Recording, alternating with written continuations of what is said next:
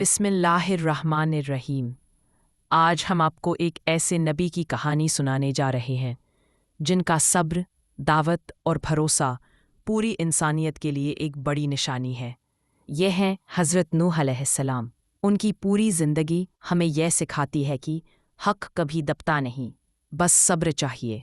आइए उनकी पूरी कहानी सुनते हैं। हज़रत नूह अलैहिस्सलाम जिस कौम में भेजे गए, वो लोग अल्लाह को भूल चुके थे। वो अलग अलग बुतों की पूजा करते थे। वद, सुवा, यगूस, यऊक, नस्र जैसे नामों वाले बुत। शैतान ने उन्हें ये यकीन दिला दिया था कि यही बुत उनकी मदद करते हैं। जुल्म, गुनाह और नाफरमानी आम बात बन चुकी थी। अल्लाह ने हज़रत नूह अलैहिस्सलाम को हिदायत दी कि अपनी कौम को सच की तरफ बुलाओ। आपने कहा, अल्लाह की इबादत करो, उसी से डरो और मेरी बात मानो। आप दिन में भी दावत देते, रात में भी। आपने उन्हें छुप कर भी समझाया और खुलेआम भी। लेकिन कौम ने कहा, हम तुम्हें सिर्फ एक आम इंसान समझते हैं, नबी नहीं। जब उन्हें आपकी बातें समझ नहीं आती तो वह आपका मजाक उड़ाते। कभी कहते नूह पागल हो गया है, कभी कहते ये जादूगर है। वो अपने कपड़ों से चेहरा ढक लेते ताकि आपकी बातें उनके कानों तक ना पहुँचें। लेकिन हज़रत नूह अलैहिस्सलाम ने 955 साल तक उन्हें अल्लाह की तरफ बुलाना नहीं छोड़ा।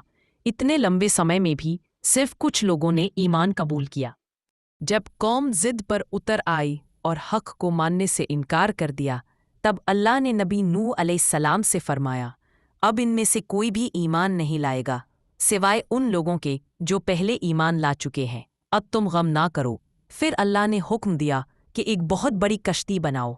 हज़रत नूह अलैहिस्सलाम ने ईमान वालों के साथ मिलकर कश्ती बनानी शुरू कर दी। कौम के लोग आपको देखकर फिर मजाक उड़ाते, रेत और पहाड़ के बीच में जहाज बना रहा है, कितना बड़ा पागल है।